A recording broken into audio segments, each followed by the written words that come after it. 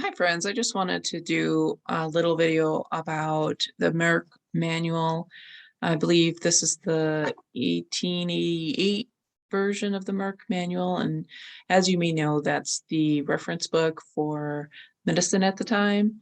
So I was looking in the back around to see what they used, and so I looked under parasit, like, I think it was like antiparasitics.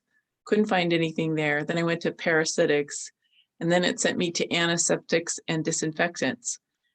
And it is my theory that a lot of chronic illness is untreated parasites or untreated low-grade bacterial infections or fungal infections. And anyway, look at what, and it's interesting because in this Merck manual, it didn't even label things specific for parasites in this the back reference section. It did go into, different type of treatments for different type of worms, but I just think it's very interesting when you're just trying to look at the list for parasites. They should just call it antiseptics and parasites and disinfectants and parasites, but they didn't. So anyways, in the late 1800s, this is what they were using. And if you notice, a lot of stuff like that's an added ingredient happens to be in our food or in our water. And I am wondering if this is some way that general parasite management is done here in the United States, because I'm pretty sure I've seen like benzoic acid in cosmetics or in food, boric acid, carbolic acid. I mean, this is sounding familiar. Ammonium benzoate, Bismol. Okay, so we've all taken Pepto-Bismol. And bismuth, similar, I think it's a similar thing. Chlorine water. Creosote sounds familiar. Eugenol, I've heard of that before. Formaldehyde. Hydrogen peroxide. Listerine. Menthol. Mercury. Of course, we don't want to be using that. Eucalyptus oil, pine oil, turpentine oil, 100%. Quinine, which isn't that in tonic water? Quinine.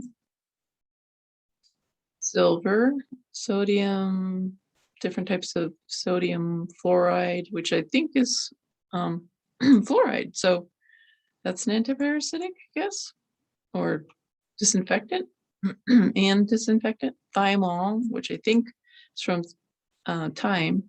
Then there's these zincs. So I'm going to look at the disinfectants section, and it's probably going to be repetitive, but I just wanted to go over that in case anybody else is interested. So and of course, if you want to read this, interesting. So they say that there's a disinfectant section, but okay, there we go. All right.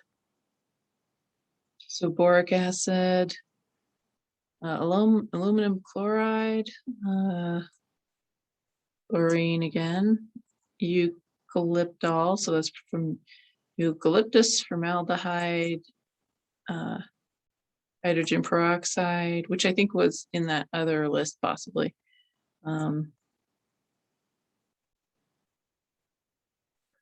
So I don't recall the rest of these, but I just think it's interesting when I went to the parasite section. So parasiticides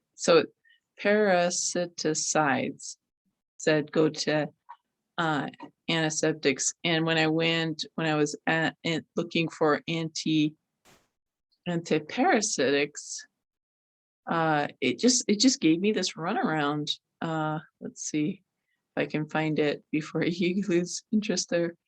Okay, look at this.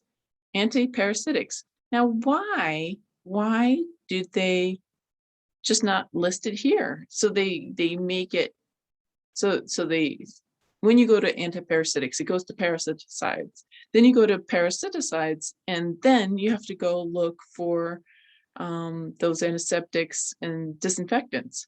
Like, why not just put those lists, or say go to the disinfectants and antiseptics? I That's my question.